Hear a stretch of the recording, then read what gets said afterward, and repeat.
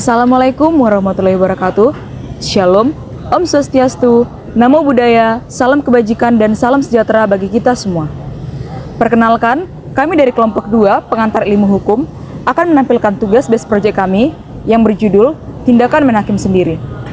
Tugas ini dibuat untuk memenuhi tugas mata kuliah pengantar ilmu hukum dengan dosen pengampu Pak Taufik Ramadan, SHMH. Selamat menyaksikan.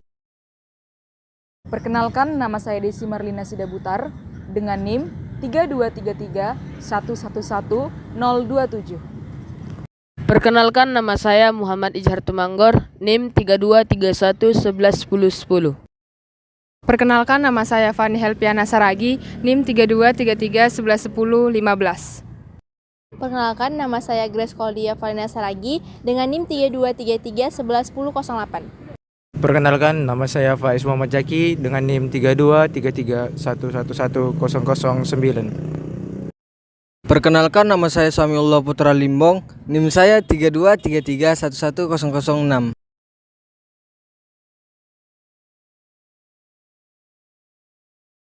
Aksi main hakim sendiri menjadi ironi di tengah status Indonesia sebagai negara hukum. Bahkan tindakan ini tidak hanya sekali 2 kali terjadi di negeri ini. Kerap para korban diadili beramai-ramai tanpa konfirmasi terlebih dahulu atau kesempatan untuk membela diri. Tercatat sepanjang tahun terdapat ribuan kasus tindakan menhakim sendiri dengan rata-rata 6-10 kematian per minggunya. Hukum harus ditegakkan. Pelaku atau aktor tindakan menhakim sendiri harus diadili. Tindakan menhakim sendiri merupakan tindakan kriminalitas dan bukan tindakan fenomena sosial. Mengapa dikatakan bukan tindakan fenomena sosial? Karena jika dikatakan demikian, maka para pelaku tidak akan ada kesempatan untuk mengakui bahwa mereka bersalah. Seorang remaja berinisial LEH 16 tahun tewas seusai menjadi korban pengeroyokan akibat diteriaki maling. Diketahui bermula dari korban yang keluar rumah untuk mencari kucingnya yang hilang. Insiden ini sendiri terjadi di kawasan Harapan Mulia, Bekasi pada Minggu 6 Februari 2022 lalu. Seorang remaja berinisial L berusia 16 tahun tewas seusai menjadi korban pengeroyokan akibat diteriaki maling. Diketahui kasus ini bermula dari korban yang keluar rumah untuk mencari kucingnya yang hilang. Insiden ini sendiri terjadi di kawasan Harapan Mulia, Bekasi pada Minggu 6 Februari 2022 lalu. Kapolsek Tarumajaya mengatakan kejadian ini diduga merupakan aksi main hakim sendiri lantaran korban disangka maling. Kapolsek Tarumajaya menunturkan korban awalnya sedang mencari kucingnya yang hilang dengan membawa motor seorang diri. Kemudian korban berpapasan dengan segerombolan kelompok yang melakukan pengeroyokan. Di sana korban langsung dituduh maling. Kapolsek Tarumajaya mengungkapkan sempat terjadi cekcok antara korban dan kelompok tersangka. Korban yang tak bisa berbuat apa-apa kabur, namun kelompok tersangka mengejar dan mengayunkan senjata tajam hingga mengenai bagian kepala korban. Korban lalu terjatuh dan tak bisa berbuat apa-apa. Setelah itu korban pelaku langsung menyerang secara membabi buta, baik menggunakan senjata tajam ataupun tangan kosong. Kelompok tersebut kemudian kabur meninggalkan lokasi setelah melihat korban tak berdaya dan dibiarkan tergeletak di pinggir jalan dekat sepeda motor. Kemudian warga melihat korban bersimbah darah melaporkan ke Polsek Tarumajaya. Polisi pun langsung melakukan penyelidikan dan menjelaskan tersangka berjumlah 6 orang. 4 orang sudah ditahan, sedangkan 2 orang lagi masih dalam pengejaran. Demikian informasi kali ini, nantikan informasi lainnya hanya di Tribun News. Terima kasih sudah nonton. Sebuah mobil dirusak keluarga di Kota Medan, Sumatera Utara. Diduga pengemudi mobil kabur setelah dituduh menabrak seseorang. Aksi main hakim sendiri kembali terjadi di Kota Medan, Sumatera Utara. Kali ini, sebuah mobil dirusak massa di Jalan Brigjen Katonso, Simpang Jalan Pelangi, Kota Medan. Bahkan, pengemudi dan penumpang mobil sempat dianiaya hingga tergeletak di jalan. Sejumlah warga lainnya melihat peristiwa tersebut berhasil menghentikan aksi main hakim sendiri itu. Petugas kepolisian yang tiba di lokasi langsung mengamankan mobil dan pengemudi serta penumpang ke Polsek Medan area dan melakukan penyelidikan di TKP awal. Dari hasil periksa awal, petugas tidak menemukan korban tabrak lari yang dimaksud warga. Pengemudi yang terduga pelaku tabrak lari sudah diperiksa kepolisian dan bertanggung jawab atas perbuatannya bila korban meminta ganti rugi. Dari Medan, Sumatera Utara, kami mengabarkan. Seorang pemuda di Medan, Sumatera Utara tewas mengenaskan usai dikeroyoki massa yang marah karena diduga mencuri sepeda motor. Keluarga korban tak terima atas kejadian tersebut melaporkannya ke polisi. Aksi main hakim warga tersebut sempat viral di media sosial. Sejumlah warga menyoroti seorang pemuda terduga pencuri kendaraan bermotor di Jalan Pelajar Timur Gang Melati, Kelurahan Binjai, Kecamatan Medan Denai, Kota Medan, Sumatera Utara yang terjadi pada Kamis 25 April 2019 lalu. Kejadian tersebut bermula saat Muhammad Wahyudi, umur 19 tahun, warga Jalan Sepakat Gang Saudara, Kelurahan Binjai, Kecamatan Medan Denai, Kota Medan, melintas dengan seorang temannya dengan mengendarai sepeda motor di lokasi kejadian sekitar pukul 05.30 pagi. Tiba-tiba warga sekitar meneriakinya maling dan langsung menghakimi pemuda tersebut. Akibatnya, korban pun tewas dihakimi massa dengan kondisi tangan terikat. Sedangkan temannya berhasil kabur dari ambukan warga dengan menggunakan sepeda motor miliknya. Akibat kejadian tersebut, pihak keluarga korban langsung melaporkan ke Mapolrestabes Medan setelah adanya tekanan terhadap keluarga korban dengan membuat surat pernyataan agar tidak melanjutkan kasus tersebut ke pihak yang berwajib. Kini pihak polisi masih melakukan penyelidikan terkait kasus yang menewaskan seorang remaja terduga pelaku pencurian sepeda motor. Selanjutnya, dapat kita analisis melalui diagram fishbone kami dengan tema main hakim sendiri. Tindakan main hakim sendiri terjadi karena disebabkan faktor internal dan eksternal. Kemudian kebijakan pemerintah untuk kasus ini seperti pendidikan dan kesadaran masyarakat, serta pelarangan dari pemerintah itu sendiri.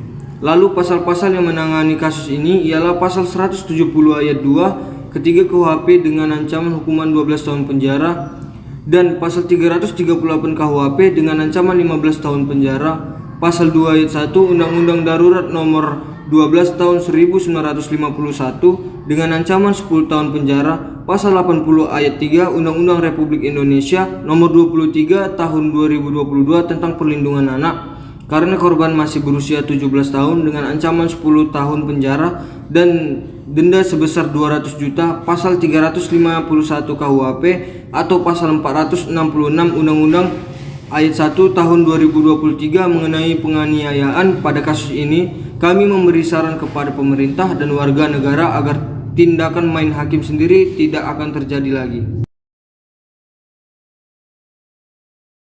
Faktor eksternal dari tindakan main hakim sendiri.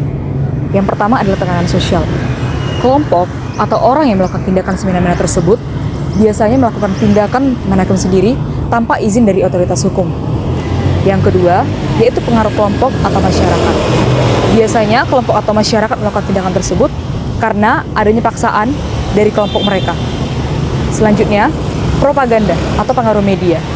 Kelompok atau orang-orang yang melakukan tindakan tersebut melakukan tindakan hakim sendiri karena adanya suatu kampanye atau informasi dari kelompok mereka untuk melakukan tindakan tersebut. Selanjutnya, konflik antar kelompok. Biasanya orang melakukan ini ingin mencapai tujuan kelompoknya sendiri, yaitu semena-mena terhadap orang yang sengaja mengganggu mereka. Selanjutnya, ketidakpercayaan terhadap sistem hukum. Orang-orang yang melakukan tindakan hakim sendiri merupakan orang-orang yang tidak percaya terhadap sistem hukum. Mereka merasa bahwa hukum tidak bisa mengadili orang yang bersalah. Faktor-faktor internal, ada beberapa faktor-faktor internal. Yang pertama, ketidakpuasan terhadap sistem hukum. Ketidakpuasan terhadap sistem hukum yang ada akan membuat seseorang berbuat dengan semena-menanya. Yang kedua, kebutuhan mendesak. Kebutuhan mendesak adalah suatu keadaan mendesak terhadap diri sendiri atau orang sekitar yang mendorong kita akan berbuat dengan sendirinya atau semena-mena. Yang ketiga, dorongan pribadi. Dorongan pribadi adalah suatu emosi individu yang memotivasi mereka untuk mengambil tindak hukum tanpa adanya persetujuan oleh pihak berwenang. Kebijakan pemerintah. Secara tegas, pemerintah telah melarang tindakan main hakim sendiri dan memberikan kepada masyarakat untuk menyelesaikan kasus ini melalui proses hukum yang sah. Pemerintah juga telah mengedukasi masyarakat mengenai bahayanya tindakan main hakim sendiri. Dan pemerintah juga meminta pertanggungjawaban kepada pihak yang berwajib untuk menyelesaikan kasus ini dengan tidak menyalahgunakan kekuasaannya dengan sewenang-wenang. Drama.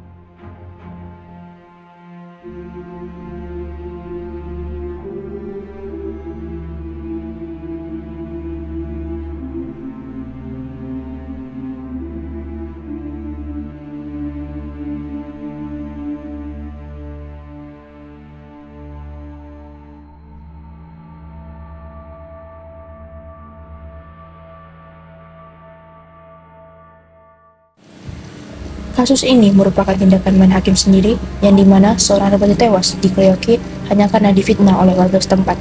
Ia dituduh mencuri besi. Dari kasus ini, para pelaku dikenakan pasal berlapis, yaitu pasal 170 ayat 2 ke 3 KUHP dengan ancaman hukuman 12 tahun penjara dan pasal 338 KUHP dengan ancaman 15 tahun penjara. Pasal 2 ayat 1 Undang-Undang Darurat Nomor 12 Tahun 1951 dengan ancaman 10 tahun penjara. Pasal 80 ayat 3 Undang-Undang Republik Indonesia Nomor 23 Tahun 2022 tentang perlindungan anak karena korban masih berusia 17 tahun dengan ancaman 10 tahun penjara dan denda sebesar 200 juta rupiah. Pasal 351 KUHP atau pasal 466 Undang-Undang Nomor 1 Tahun 2003 mengenai penganiayaan. Apa tanggapan dari masyarakat tentang main hakim sendiri? Menurut kakak, apa itu tindakan main hakim sendiri? Dan bagaimana tanggapan kakak mengenai tindakan main hakim sendiri? Sedikit penjelasan dari saya mengenai kasus tindakan pidana main hakim sendiri. Apa itu tindakan pidana main hakim sendiri? Tindakan pidana main hakim sendiri salah satu kita kutip dari contoh kasus pencurian. Salah satu pencurian terdapat di pasal 362 KUHP. Jadi ketika terjadi suatu pencurian di masyarakat, tindakan pidana hakim sendiri bermain ketika penyerangan massa atau massa memukuli pelaku pencurian tersebut sebelum mereka membawa ke kantor pihak polisian. Mereka akan melakukan tindakan massa sampai si pelaku mengenai luka-luka beram. Setelah itu mereka membawanya ke kantor polisi. Menurut kakak siapa yang menangani kasus tindakan main hakim sendiri? Pertanyaan kedua, siapa yang menangani kasus pidana main hakim sendiri? Yang menangani kasus pidana main hakim sendiri pertama harus dibawa kepada kepolisian supaya dibuat dan dilakukan proses mediasi. Ketika proses mediasi gagal, maka berkas akan naik. Dan ketika berkas akan naik, polisi akan memeriksa dengan ketentuan pasal yang diatur dalam Kitab Undang Hukum Pidana 351 tentang penganiayaan. Bagaimanakah upaya kepolisian dalam penanggulangan tindak pidana main hakim sendiri? Yang ketiga, bagaimana pihak kepolisian menangani kasus pidana main hakim sendiri? Ya, tindakan pidana main hakim sendiri itu dijatuhi dalam pasal 351 mengenai penganiayaan. Jadi penganiayaan ini ada dua penganiayaan berat dan penganiayaan ringan. Pertama, sebelum kita masuk ke penganiayaannya, ya di kantor polisi akan dilakukan namanya proses mediasi atau upaya damai. Jadi dalam proses mediasi ini dijelaskanlah bahwa tindakan pidana main hakim sendiri itu kurang diterima oleh undang-undang dan masyarakat. Sebelumnya tindakan main hakim sendiri ini memang sudah sering dilakukan oleh kalangan masyarakat dan sudah sering didengar. Saran untuk pemerintah dalam main hakim sendiri, yang pertama peningkatan kesadaran pemerintah, sebaiknya meningkatkan kesadaran masyarakat tentang bahaya main hakim sendiri dan konsekuensi yang serius. Yang kedua, penguatan hukum. Pemerintah menguatkan peraturan hukum dan penegakan hukum untuk mengatasi main hakim sendiri. Hukum yang tegas bagi pelaku main hakim sendiri dapat menjadi salah satu langkah penting. Yang ketiga, akses keadilan. Pemerintah mendorong akses keadilan yang lebih mudah dan terjangkau ke sistem peradilan sehingga warga dapat mencari penyelesaian hukum yang adil tanpa harus melakukan tindakan main hakim sendiri. Saran untuk warga yang pertama, tanggung jawab sosial. Warga perlu memahami bahwa main hakim sendiri adalah tindakan ilegal dan berbahaya. Mereka harus memahami kewajiban mereka untuk melaporkan kasus-kasus ini kepada pihak berwenang. Yang kedua, mediasi dan penyelesaian damai. Sebelum mencoba main hakim sendiri, mencari cara-cara mediasi atau penyelesaian damai untuk mengatasi konflik atau masalah dapat menjadi alternatif yang lebih bijaksana. Yang ketiga, pendidikan hukum. Meningkatkan pemahaman hukum di kalangan masyarakat tentang hak dan kewajiban mereka dapat membantu dan mengurangi tindakan main hakim sendiri. Sekian dan terima kasih.